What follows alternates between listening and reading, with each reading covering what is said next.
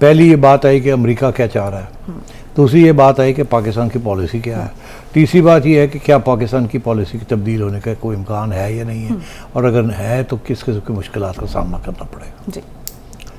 और ऊपर से वो दंदना रहे हैं। अमेरिका की हमेशा ये पॉलिसी रही है तारीख़ में कि जब वो कहीं ना कहीं इंटरवेंशन करना चाहता है तो उसके पास दो रास्ते होते हैं। एक वो वहाँ की जो हुकूमत होती है उसके साथ मिल के अपना एजेंडा को आगे बढ़ाता है, और अगर वो हुकूमत अमेरिका के एजेंडा के साथ इत्तेफाक ना करे और रेजिस्ट करे, जो भी अमेरिका का एजेंडा हो, तो वो वहाँ अपोजिशन के साथ रब्ता करता है और उस गवर्नमेंट को डिस्टेबलाइज करके अंडर प्रेशर ला के अपनी बात मनवाना चाहता है। ये बड़ी तारीख में अमेरिका ने यही किया। तो जहाँ तो वो एग्जिस्टिंग गवर्नमेंट को पसंद नहीं करता, वहाँ वो काउंटर फोर्सेस जो होती हैं उनके साथ रब्ता करता है, खिलाता है, पिलाता है और उनको कहता है चलो चलो शोर पाओ। ये हर जगह पे उन्होंने ऐसे किया। तो अफगानिस्तान के अंदर भी उनका यही प्रॉब्लम हो गया कि वो उनकी बात अफगान मान नहीं रहे हैं, वो उनके पैसे नहीं छोड़ रहे। वो कहते पहले हमारी बात माने, वो अफगान कहते नहीं मानते, क्या कर लोगे, हम भूखे मर जाएंगे, नहीं मरेंगे। तो एक तरीका का जो भी एजेंडा है वहाँ का वो तालिबान मान नहीं रहे हैं। अब क्या एजेंडा है इसको भी देख लिया जाए, इसको कैसे वो आगे बढ़ाएंगे। अगर तालिबान नहीं मानते तो फिर कैसे बढ़ाएंगे। एक पार्ट ऑफ द एजेंडा ये है कि अमेरिका को वहाँ कोई ऐसी हुकूमत चाहिए जो अमेरिका की हेल्प करे to destabilise China and Central Asian republics and Russia and Iran, क्योंकि वो सारा आर्क जो है ना वो एंटी अमेरिकन आर्क है। चाइना से लेके ईरान तक, दरमियान में रूस, पहले तो रूस नहीं था, अब रूस भी हो गया जी। तो अफगानिस्तान के अंदर बेस एरिया बना हुआ है, बहुत सी फोर्सेस हैं जो चाइना के ख़िलाफ़ हैं, उनके गिरिलाज हैं, कोई सेंट्रल एशियन, कोई ईरान, कोई कुर्द, इसकी भी चीज़ें वहाँ बॉर्डर एरियाज में बैठे हैं। अब अमेरिका ये चाहेगा कि किसी न किसी तरीके के साथ इनको स्ट्रॉन्ग किया जाए ताकि ये वहाँ गड़बड़ करें, उनको असिस्टेंस दी जाए, उनको एड दी जाए, और फिर ये कि अगर तालिबान बात नहीं मानते तो इनको फिर तालिबान के ख़िलाफ़ भी किया जाए, एक रुख इनका इधर किया जाए। इसीलिए वो एंटी तालिबान से मुलाकातें भी हो रही हैं, एंटी तालिबान फोर्सेस। अब तो सिंपल सी बात आ गई कि फिर अमेरिका जो है सारी जो एंटी तालिबान ऑपोजिशन है, फोर्स है, फोर्सेस हैं, ग्रुप्स हैं, एलियनेटेड नाराज़ लोग हैं, अमेरिका उन सब के साथ कोशिश करेगा डायरेक्टली या इनडायरेक्टली बात करे, उनको अपने मौक़े पे पक्का करे और पैसे हथियार दे उनको।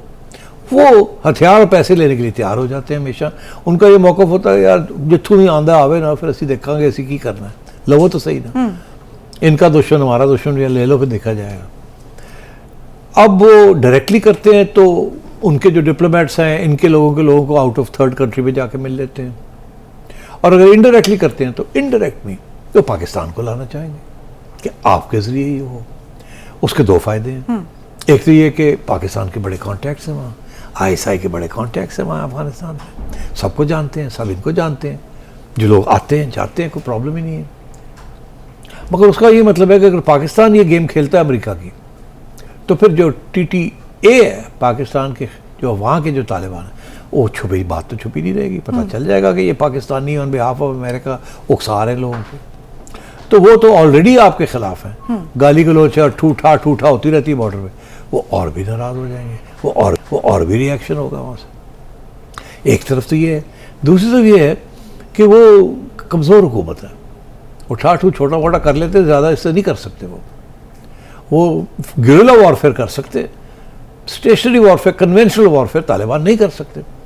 हम गिरिला वॉरफेयर नहीं कर सकते, कन्वेंशनल वॉरफेयर कर सकते हैं, और जो ग्रुप्स वहाँ बैठे हुए हैं वो गिरिला वॉरफेयर भी कर सकते हैं, कन्वेंशनल भी कर सकते हैं। तो तालिबान गवर्नमेंट को अंडर प्रेशर लाने के लिए एक अमेरिका डायरेक्ट भी कर सकता है और एक वाया पाकिस्तान भी कर सकता है। अमेरिका का इंटरेस्ट तो क्लियर हो गया, पाकिस्तान का इंटरेस्ट क्या है?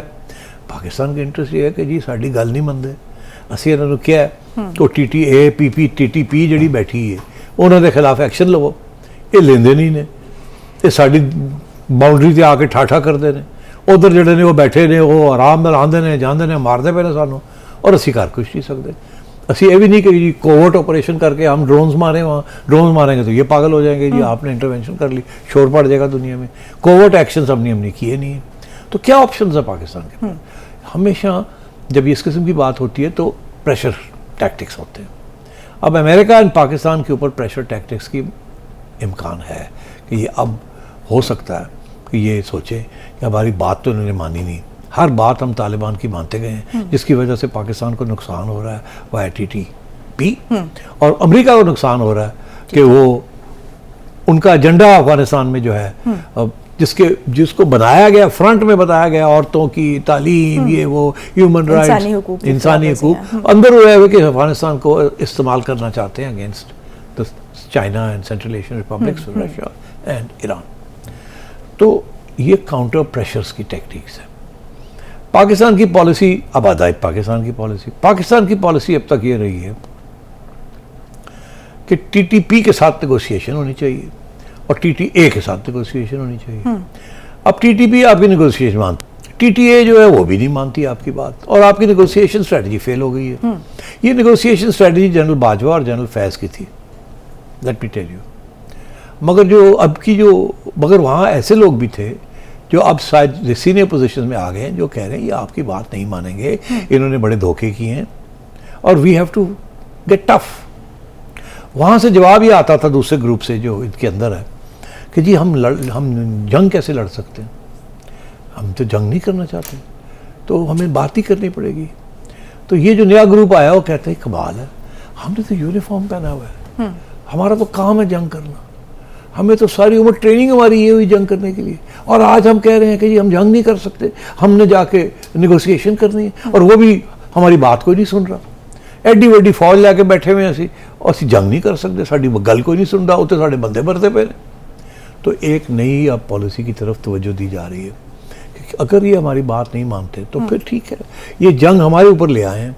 जब ये फायरिंग करते हैं TTA वाले, तो हम रिटेलिएटरी फायरिंग करते हैं, मगर हम उससे अलावा कुछ नहीं करते, हमेशा वही करते हैं पहले, हम तो कुछ नहीं करते। बॉर्डर पर वही उधर वो TTP वाले जो हैं वो भी यही करते हैं, हम तो कुछ नहीं करते, हम तो नहीं जाके वहाँ को बम्बार्डमेंट कर रहे। अब वक्त आ गया है कि हमें दोनों चीज़ें सोचनी चाहिए।